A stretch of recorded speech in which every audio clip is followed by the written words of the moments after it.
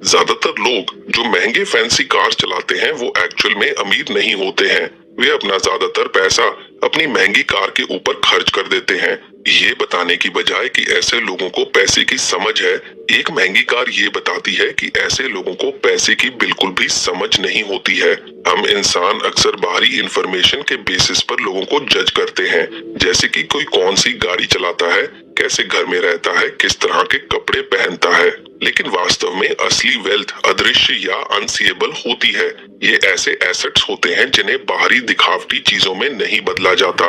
Rich होना बस आपकी करंट इनकम को दर्शाता है, वहीं वेल्दी होने का मतलब और इन्वेस्टमेंट्स कितनी है, ताकि बाद में आप बिना किसी परेशानी के अपने करने पैसे हैं ना खर्च कर कहीं बार काम सकें। का रिच होने का मतलब ये नहीं है कि फलनाएगा नहीं आप बोला वेल्दी कहीं हैं। अमीर दिखने की इच्छा के पीछे का एक सबसे बड़ा कारण ये है कि ऐसे रिच रोल मॉडल्स को ढूंढना काफी आसान है।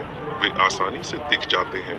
वहीं एक वेल्दी रोल मॉडल ढूंढना बहुत मुश्किल है, क्योंकि वेल्थ हमेशा छिपी रहती है। Chapter 10 save money. आपके खर्च करने के बाद बचे पैसों को जमा करना ही वेल्थ कहलाता है। वेल्थ इकट्ठा करने के लिए आपको एक हाई इनकम की जरूरत नहीं है, बल्कि आपको हाई सेविंग्स की जरूरत है। आपकी वेल्थ की वैल्यू आपकी इच्छा और जरूरत के ऊपर डिपेंड करती है। आपकी सेविंग्स आपके ईगो और आपकी इनकम के बीच का एक गैप है। आपकी सेविंग्स बढ़ाने का सबसे अच्छा तरीका अपनी इनकम बढ़ाना नहीं, बल्कि अपनी ह्यूमिलिटी यानी अपनी विनम्रता बढ़ाना है। अगर आप अपनी इच्छाओं को कम करेंगे तो आप कम खर्चा करेंगे, और आप अपनी इच्छाएं तभी कम कर सकते हैं जब आप इस बात पर ज्यादा ध्यान ना दें कि लोग आपके बारे में क्या सोचते हैं। पैसा बचाने के लिए आपको किसी रीजन की जरूरत नहीं है। बिना किसी गोल के सेविंग करना लॉन्ग रन में आपको फ्लेक्सिबिलिटी देता है, और आपके पास हर चीज के लिए ज्यादा ऑप्शंस होते हैं। फ्लेक्सिबिलिटी एक कम्पिटिटिव एडवांटेज देता है, जिसका मतलब है कि आप किसी अच्छी जॉब का वेट कर सकते हैं या कोई नया स्किल सीखने के लिए टाइम निकाल सकते हैं। Chapter 11 reasonable rational. आप एक रोबोट नहीं है, इंसान है, और इसलिए आपसे गलतियां होना आम बात है। आप पूरी तरह से रैशनल होकर अपने फाइनेंशियल डिसीजंस नहीं ले सकते। आपको रैशनल से ज्यादा रीजनेबल होने पर ज्यादा ध्यान देना चाहिए, और ये ज्यादा रियलिस्टिक है और लॉन्ग रन में आपके अमीर बनने के चांसेस को भी बढ़ाता है। होम बायस फिनोमिनन के अनुसार ज्यादातर लोग अपनी कंट्री की कंपनियों में इन्वेस्ट करना पसंद करते हैं, क्योंकि फेमिलियर कंपनीज के बारे में आपको पूरी जानकारी होती है, और ऐसा करना पूरी तरह से रीजनेबल भी होता है। Chapter 12 surprise. हिस्ट्री पास्ट में हुए सरप्राइजिंग इवेंट्स की एक स्टडी है, लेकिन दुनिया भर के इन्वेस्टर्स और इकोनॉमिस्ट इसे फ्यूचर के लिए एक गाइड के रूप में देखते हैं। आपको ये एक्सेप्ट करना होगा कि आप हिस्टोरिकल ट्रेंड्स को फ्यूचर के मैप के रूप में नहीं देख सकते हैं। इन्वेस्टिंग कोई हार्ड साइंस नहीं है, इसलिए ऐसा कोई जरूरी नहीं है कि पास्ट में जैसा हुआ हो फ्यूचर में भी वैसा ही हो। ये एक ऐसी फील्ड है जहां बहुत सारे लोग लिमिटेड इंफॉर्मेशन के कारण अक्सर गलत डिसीजन ले लेते हैं। अब अगर हम स्टॉक मार्केट के रिसेशन की हिस्ट्री को देखें, तो सन 1800 के दौरान हर 2 साल में रिसेशन आता था।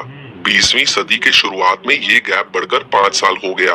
वहीं पिछले 50 सालों का डेटा देखें तो ये गैप करीबन 8 साल का है। फ्यूचर में हो सकता है कि ये गैप और ज्यादा या कम हो जाए, इसलिए आप रिसेशन की हिस्ट्री को देखकर कभी भी प्रिडिक्ट नहीं कर सकते कि अगला रिसेशन कब आएगा। इसलिए अपने फाइनेंशियल डिसीजंस को लेते वक्त कभी भी आंखें बंद करके पास्ट में हुए इवेंट्स को देखकर अपने फ्यूचर के प्रिडिक्शंस ना करें। Chapter 13 room for error. किसी भी चीज की बिल्कुल परफेक्टली फोरकास्टिंग करना या पूर्वानुमान लगाना लगभग इम्पॉसिबल है। अक्सर एक मार्जिन ऑफ एरर रखने से फोरकास्टिंग की कोई जरूरत नहीं होती है, लेकिन हम लोग एक उचित रूम ऑफ एरर रखने में कुछ खास अच्छे नहीं होते। इसके कुछ रीजंस हैं, जिनकी वजह से हम एक सही रूम फॉर एरर्स रखने में असफल होते रहते हैं। पहला, आमतौर पर इंसानी दिमाग उन लोगों या चीजों की तरफ ज्यादा अट्रैक्ट होता है जो उन्हें पूरी सर्टेनिटी देते हैं। हम लोग आमतौर पर रूम फॉर एरर पर ज्यादा ध्यान देने के बजाय उन लोगों की बातों पर ज्यादा ध्यान देते हैं जो पूरे विश्वास के साथ इस तरह की चीजें कहते हैं कि इस हफ्ते ये स्टॉक ऊपर जाएगा या फिर ये कैंडिडेट इलेक्शन हार जाएगा। दूसरा, हम लोग अक्सर दूसरों की लाइफ में रूम फॉर एरर देखने में सफल रहते हैं, लेकिन अपनी लाइफ में रूम फॉर एरर नहीं देख पाते हैं। एक हार्वर्ड साइकोलॉजी स्टडी के मुताबिक जब हम दूसरों के घरों के रेनोवेशन को देखते हैं तो वो हमेशा सोचते हैं इन्होंने अपने बजट से 25-50% तक अधिक खर्च किया होगा। लेकिन जब हम अपने घर के रेनोवेशन का एस्टीमेट लगाते हैं तो हमें लगता है कि हमने सारा काम अपने बजट में किया। जब आप फाइनेंशियल प्लानिंग करें तो कुछ सवालों के जवाब आपके मन में बिल्कुल क्लियर होने चाहिए। जैसे कि अगर मार्केट 30% नीचे जाता है तो आप अपने स्टॉक सेल करेंगे या नहीं करेंगे। अगर एक average stock market normal scenario से 2% कम रिटर्न देता है तो क्या आप अपने रिटायरमेंट के लिए एनफ सेविंग कर रहे हैं? इन रिस्क को दूर करने के लिए अपने फ्यूचर रिटर्न्स को लेकर हमेशा एक रूम ऑफ एरर रखें। जैसे कि इस बुक के राइटर मॉर्गन हाउसेल हमेशा से एज्यूम करते हैं कि मार्केट रिटर्न एवरेज के मुकाबले 1/3 रहेगा और इस सोच के साथ वो अपनी फाइनेंशियल प्लानिंग करते हैं। Chapter 14 you will change.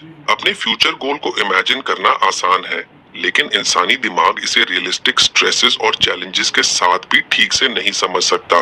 Example के तौर पर फेडरल रिजर्व के अनुसार 27% कॉलेज ग्रेजुएट ही अपने सब्जेक्ट से रिलेटेड जॉब्स करते हैं। एक साइकोलॉजिकल फिनोमेना है जिसे एंड ऑफ हिस्ट्री इल्यूजन कहा जाता है, जिसके अनुसार लोग आमतौर पर इस बात से तो अवेयर रहते हैं कि पास से लेकर अब तक वो कितना बदल चुके हैं, लेकिन वो इस बात को अंडर एस्टिमेट करते हैं कि फ्यूचर में वो कितना बदल जाएंगे।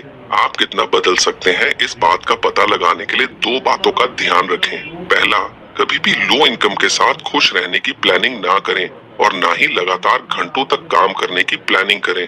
दूसरा, इस बात को एक्सेप्ट करें कि आप कभी भी अपना मन बदल सकते हैं। दरअसल हमारी रियलिटी टाइम के साथ बदलती रहती है, इसलिए हमें भी अपने गोल्स तथा स्ट्रेटजीज को सिचुएशन के अनुसार बदलने के लिए तैयार रहना चाहिए।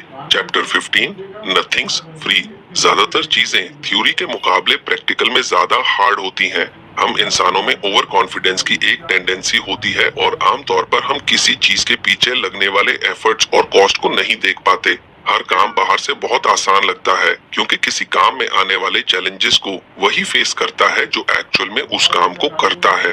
इन्वेस्टमेंट में सिर्फ आपका पैसा ही नहीं लगता, बल्कि उसमें वॉलेटिलिटी यानी अस्थिरता, फियर, डाउट, अनसर्टेनिटी और रिग्रेट भी शामिल होते हैं। अच्छे रिटर्न्स पाने के लिए आपको वॉलेटिलिटी की कीमत चुकानी होती है। अगर आप ये कीमत नहीं चुकाते तो आपको अपनी उम्मीद से काफी कम रिटर्न मिलेंगे। इन्वेस्टमेंट में कई सारे साइकोलॉजिकल फीस होते हैं। इन्हें आप एक फी की तरह देखें, ना कि फाइन की तरह।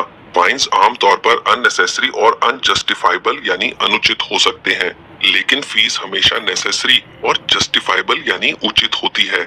वॉलेटिलिटी, अनसर्टेनिटी और फियर एक तरह से लॉन्ग टर्म इन्वेस्टमेंट की एडमिशन फीस है। Chapter 16 you and me. हम लोग आमतौर पर काफी सारे डिसीजंस दूसरों को देखकर लेते हैं, जिनमें फाइनेंशियल डिसीजंस भी शामिल हैं। लेकिन ध्यान देने वाली बात यह है कि हर कोई अपना अलग अलग गेम खेलता है, इसलिए कभी भी अपने से अलग गेम खेल रहे किसी व्यक्ति को खुद से कंपेयर ना करें। हर इन्वेस्टर का गोल और इन्वेस्टिंग पीरियड अलग होता है। जैसे कि आप गूगल के शेयर के लिए कितने पैसे देंगे, ये इस बात पर डिपेंड करता है कि आप कितने टाइम के लिए इन्वेस्ट करना चाहते हैं। जैसे कि अगर आप डे ट्रेडिंग करते हैं तो आप इसे ऐसी कीमत पर खरीदना चाहेंगे जिससे आप उसी दिन मुनाफा कमा सकें। अगर आप इसे 1 साल बाद बेचना चाहते हैं तो आप मार्केट को एनालाइज करके इसे एक सही कीमत पर खरीदना चाहेंगे। और अगर आप इसे 30 साल के लिए रखना चाहते हैं तो आप इस बात पर ध्यान देंगे कि क्या इसकी करंट प्राइस पर इसे खरीदना ठीक होगा और क्या 30 साल बाद ये आपको आपकी उम्मीद के मुताबिक रिटर्न दे पाएगा। इसलिए फाइनेंशियल प्लानिंग करते समय आंख बंद करके दूसरों की नकल ना करें, क्योंकि आपको नहीं पता कि सामने वाला किस चीज में इन्वेस्ट कर रहा है या फिर वो कितने टाइम के लिए इन्वेस्ट कर रहा है। Chapter 17 the seduction of pessimism. आमतौर पर हम लोग पेसिमिज्म यानी निराशावाद पर ऑप्टिमिज्म से ज्यादा ध्यान देते हैं। ऑप्टिमिज्म को आमतौर पर इस तरह से देखा जाता है कि जो भी होगा अच्छा ही होगा और आपको इसमें कुछ भी करने की जरूरत नहीं है, लेकिन ये बस कहने की बात है। एक्चुअल में ऑप्टिमिज्म एक बिलीफ है, जिसका मतलब है कि भले ही रास्ते में कई रुकावटें हों, लेकिन ऑड्स यानी कि विपरीत परिस्थितियां लॉन्ग रन में आपके फेवर में होंगी। हम लोग अक्सर ऑप्टिमिज्म पर इसलिए ज्यादा ध्यान नहीं देते क्योंकि ऑप्टिमिज्म के मुकाबले पेसिमिज्म कई रीजन से आसान है।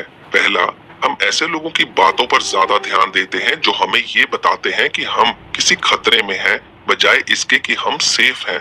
दूसरा, आजकल का मीडिया ऑप्टिमिस्टिक या पॉजिटिव खबरों की बजाय पेसिमिस्टिक या नेगेटिव खबरों को ज्यादा दिखाते हैं, क्योंकि उन्हें भी पता है कि लोग ऐसी खबरों की तरफ ज्यादा अट्रैक्ट होते हैं। तीसरा, आमतौर पर किसी भी चीज का प्रोग्रेस धीमा होता है, लेकिन वहीं डिस्ट्रक्शन या फेलियर बहुत जल्दी होता है, जिसकी वजह से हम लोग प्रोग्रेस को अनदेखा कर देते हैं, जबकि हाल ही में हुए किसी नेगेटिव इवेंट की ओर ज्यादा अटेंशन देते हैं। इसकी वजह से शॉर्ट टर्म का पेसिमिज्म लॉन्ग टर्म के ऑप्टिमिज्म पर भारी पड़ जाता है। Chapter 18, when you will believe anything. Stories या कहानियां स्टैटिस्टिक्स के मुकाबले ज्यादा पावरफुल होती हैं। मॉर्गन हाउसल यूएस का एग्जाम्पल देते हुए कहते हैं कि सन 2008 के फाइनेंशियल क्राइसिस के पहले तथा बाद में अमेरिका में बहुत ही कम बदलाव दिखाई दिया, बल्कि सन 2009 तक काफी चीजें पहले से बेहतर हो गईं, जैसे कि हेल्थ केयर और मेडिसिन में काफी इम्प्रूवमेंट्स हुए, टेक्नोलॉजी पहले से बेहतर हो गई और सोशल मीडिया का प्रभाव बहुत बढ़ गया। लेकिन जब मॉर्गन ने आंकड़ों को देखा तो उनके पैरों तले से जमीन खिसक गई।